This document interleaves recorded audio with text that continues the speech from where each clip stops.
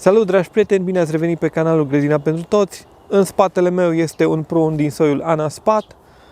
Este un prun în anul al 5-lea de viață și pe el vă voi învăța cum să evitați unele dintre cele mai mari greșeli pe care le puteți face la tăierea prunului și veți învăța cum să faceți corect tăierea la prun. Acesta este pomul, vi-l mai prezint încă o dată. Vedeți cât de aglomerat este centrul pomului, cât de aglomerată este coroana. Și vedeți cât de sus a ajuns să fie coroana. Și aceasta este prima mea problemă. Problema este că pomul a ajuns la un nivel foarte sus, este foarte înalt pentru mine. Și prima greșeală pe care o fac cei mai mulți oameni când fac tăierile la prun este că vin și scurtează toate aceste ramuri pentru a coborî coroana pomului, ceea ce este foarte greșit. Acești lăstari care sunt înalți și lacomi, nu avem voie să-i scurtăm așa, să scurtăm din ei. Este interzis să scurtăm din ei, pentru că vor genera din locul din care am scurtat următorii 2-3 muguri alți lăstari foarte lacomi și această ramură nu va mai intra pe rod nici la anul viitor. Și atunci cum să facem coborârea coroanei fără ca să generăm și alte creșteri mai agresive? Caz concret, avem acest lăstar. Ce am putea face îi să îl scurtăm cam pe aici, ceea ce e total greșit, fiindcă, cum v-am zis, din acești muguri de aici, de aici, de aici, ori da alți lăstari foarte puternici, mai ales că este un pom cu creștere viguroasă. În schimb, ce putem noi face este să venim și să facem tăieri de transfer. Tăiere de transfer, adică energia din ramura principală să se transfere pe această ramură care are creștere exterioară. Exact așa. Deci prin tăieri de transfer facem coborârea coroanei, nu prin scurtări de ramuri. Uitați aici un caz concret, această ramură, în tăierile din repaus vegetativ de anul trecut, a fost tăiată aici și vedeți că a dat 1, 2, 3, 4, 5 lăstari lacomi care se duc foarte sus și ridică coroana pomului foarte sus. De aceea noi nu trebuie să facem tăieturi de scurtare asupra ramurilor la prun. Este strict interzis. Acum ce vom face? Ce putem face în cazul ăsta? Este să eliminăm acești lăstari lacomi și să lăsăm doar pe acesta care are o creștere spre exterior, dar nu-l scurtăm. Nu-i voie să-l scurtăm, pentru că dacă îl scurtăm, va da alte ramuri la anul viitor, alți lăstari lacomi. Dacă lăsăm așa, la anul, el se va garnisi cu muguri de rod. Dar numai dacă nu-l scurtăm, el va face fructe și se va garnisi cu muguri de rod. Hai să facem acest lucru chiar acum.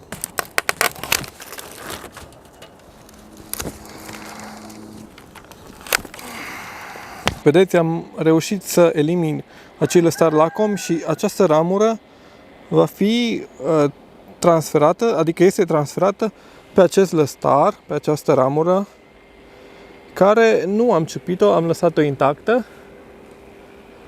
Nu am tăiat-o, am lăsat-o intactă și în felul acesta am și scăpat de lăstarii lacomi care îmi umbreau pomul, centrul pomului și am făcut transferul pe o ramură care va da la anul muguri de rod. Totuși am făcut o rană destul de mare și trebuie să sigilăm rănile cu mastic ca să nu intre boala în pom.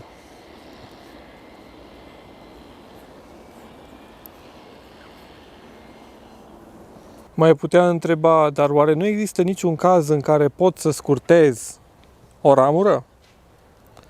Ba da, există. Haideți să-ți arăt cazul în care pot scurta o ramură. Vedeți? această ramură de aici este o ramură care, în urma unei tăieri, s-a format acum 2 ani.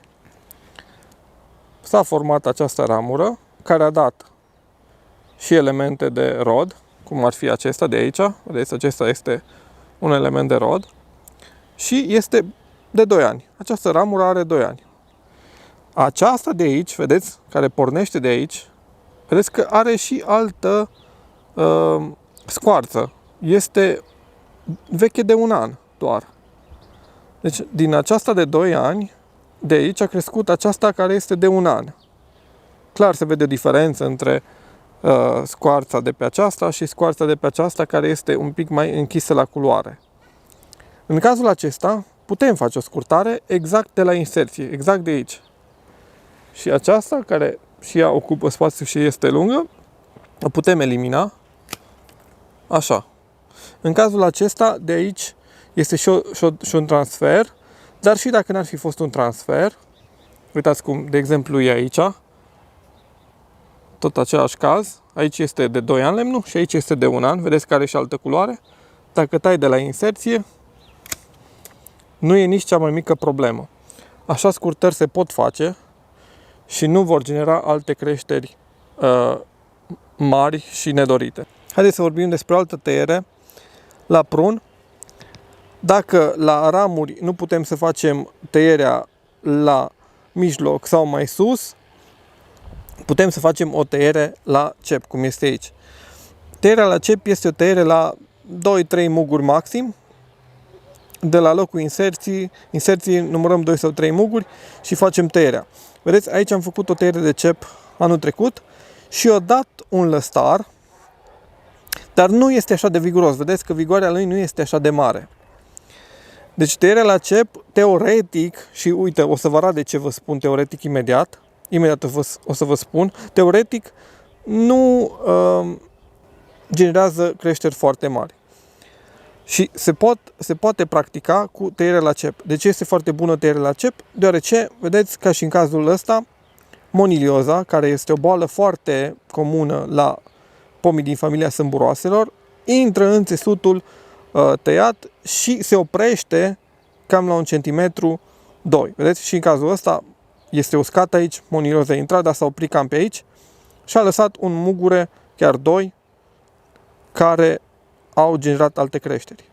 Deci tăierea la cep este bună la sâmburoase. Dar, uitați un alt caz în care am făcut o tăiere la cep și pomul ăsta, prunul ăsta anal-spat, are o creștere foarte viguroasă. Vedeți ce un lăstar lacom imens a făcut. Deci tăierea la cep poate fi bună, dar poate fi și riscantă. Și în cazul acesta, oare cum aș putea proceda aici? Teoretic, aș putea să-i fac o tăiere la cep la 2-3 muguri la acest lăstar. Că trebuie să-l elimin, că crește fix în coronamentul pomului și n-are nicio treabă. Trebuie eliminat. Este un lăstar lacom care nu are niciun mugure de rod. Deci trebuie eliminat. Atunci poți să-l tai la cep sau, ceea ce nu este foarte indicat la prun, să-l tai de la inel, dar în cazul ăla trebuie să vin imediat cu mastic și să dau pe pom pentru ca să nu intre boala în el. Hai să facem acest lucru chiar acum.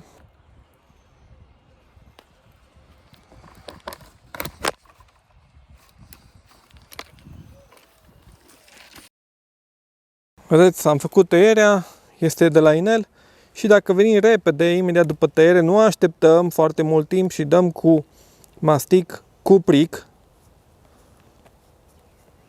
pe rană. Teoretic nu ar trebui să avem o problemă cu monilioza și putem să evităm tăierile la cep.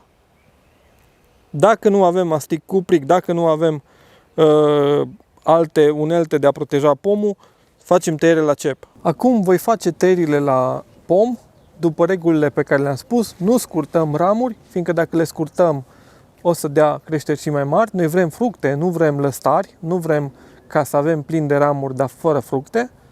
Deci, fără scurtări, dacă scurtăm o ramură, o scurtăm numai dacă există o trecere dintre anul 2 și anul 1, cum v-am arătat, și facem tăieri la cep În cazul în care avem mastic cu plic la îndemână, facem și tăieri de la inel. Fac tăierile, vin și vă prezint rezultatul în 2 secunde.